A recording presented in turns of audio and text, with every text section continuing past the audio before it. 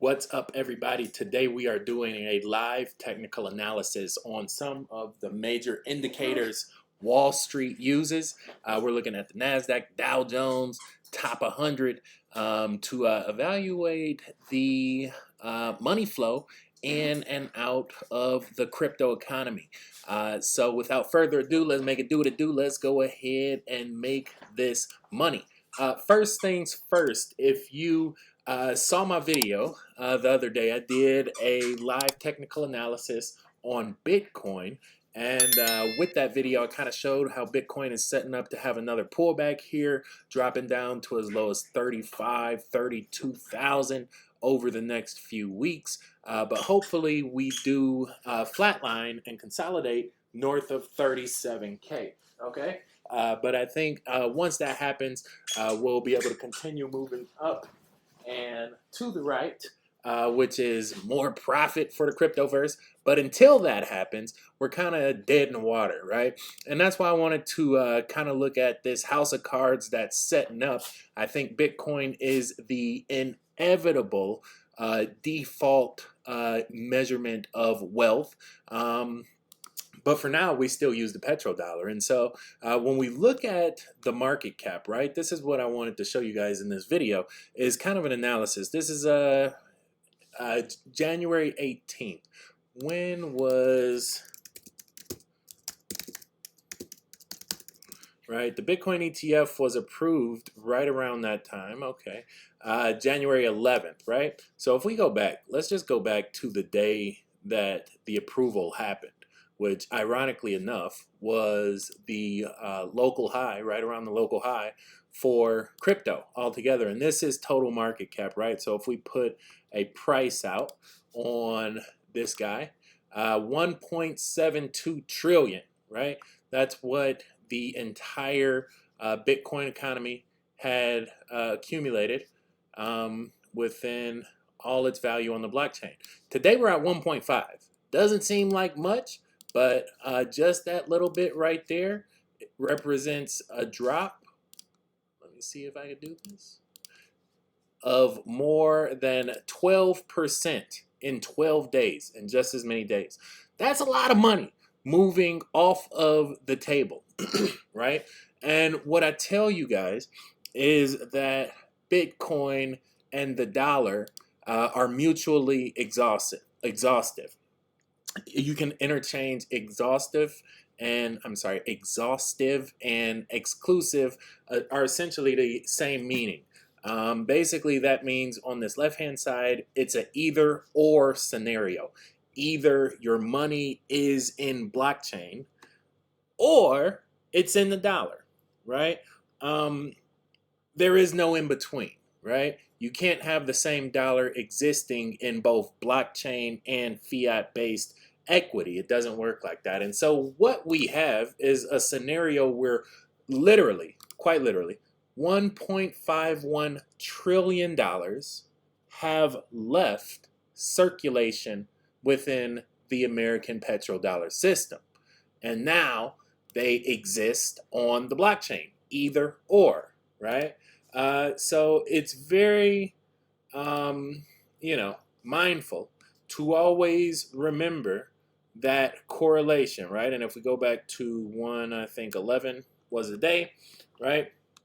Like I showed you, Bitcoin is down 12% in 12 days. Guess what?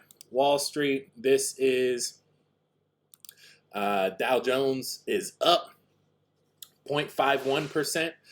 Dow Jones, I think, accounts for, I want to say 300.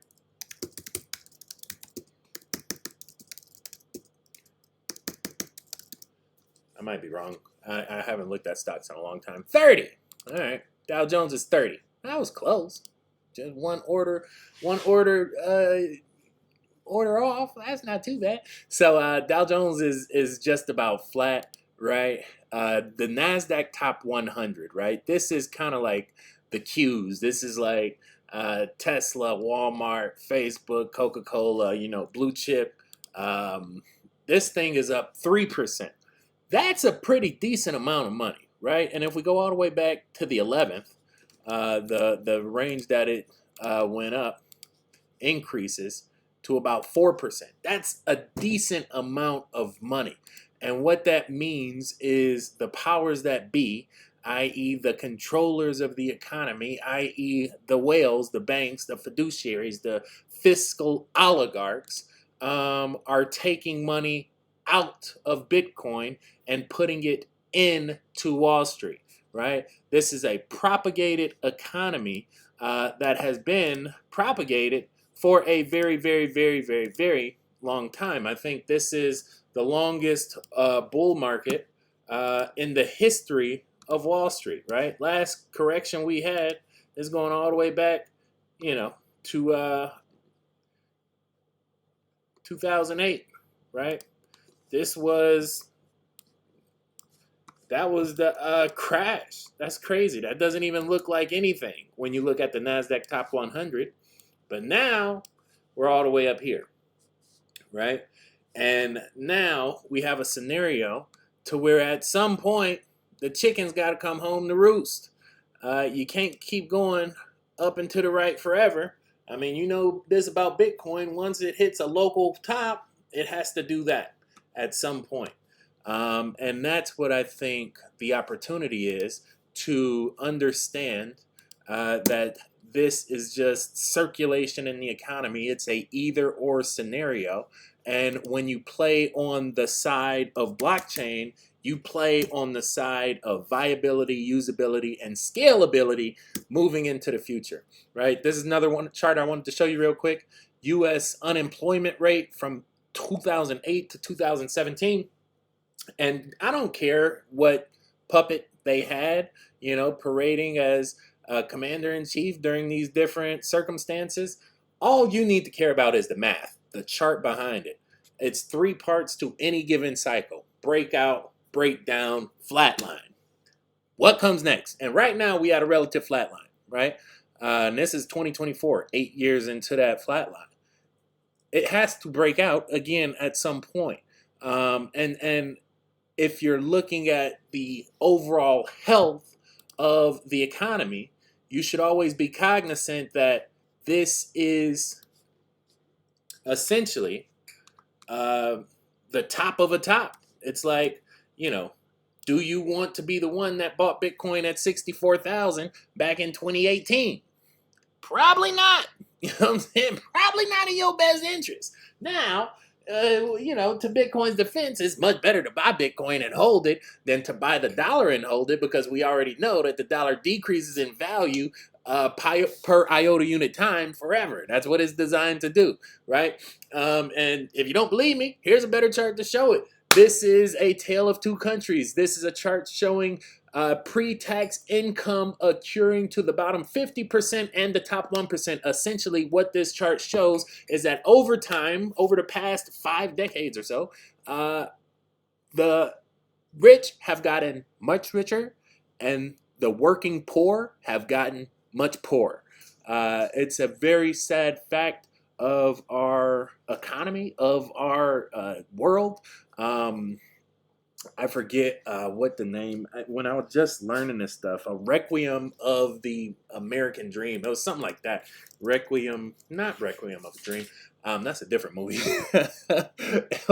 I got to figure it out, but it was one of those economists. They had like the apocalypse, the 4 horsemen talking about the banking cartels.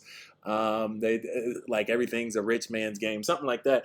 I have to figure out what the Requiem video was, but it was basically, inundated with all these different statistics and all these different charts. And this was one of the insights. Basically, the rich have gotten much, much richer at a rate outpacing the growth for the rest of humanity. And, I think one of the things you can start to think about, and you can, take it with you, is that inflation only exists when and if rich people save money at a rate outpacing that of poor people spending it, right?